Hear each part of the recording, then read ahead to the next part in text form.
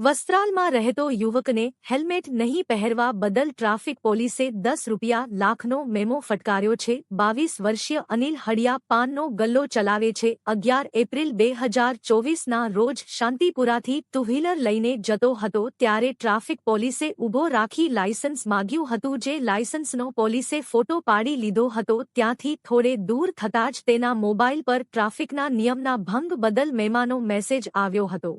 હડિયા અનિલ કાળુભાઈ મારું નામ છે।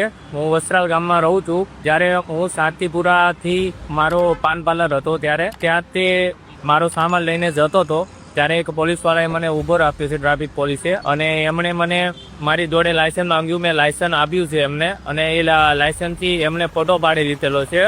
અને એ હું થોડે આગળ જતા એમણે મને મારા મોબાઈલમાં મેસેજ આવ્યો છે કે ઓનલાઈન મારો મેમો આવ્યો છે। હું ત્યાં હોત તો એમણે મને ત્યાં કોઈ જાણકારી આપી નહીં કે મને મેમો આપે છે એવો, અને એમણે મેમો આપીને હું ત્યાં હોત તો હું ત્યાં ચૂકવાત, પણ અત્યારે મારે કોર્ટના ધક્કા થઈ ગયા છે। મારે અત્યારે 500 રૂપિયાના બદલે મારે 10,05,000નો મેમો આવ્યો છે। જે આ ફાઇન છે હું કોર્ટના 2 થી 3 ધક્કા ખાઈ ચૂક્યો છું, અને આ હું કમિશનર કચેરીથી પણ 3 ધક્કા ખાઈ ચૂક્યો, પણ મને હજી સુધી કંઈ ઉકેલ આવ્યો નથી, અને મને મેલ પર કર્યો છે પણ કોઈ એનો રિસ્પોન્સ આવ્યો નથી।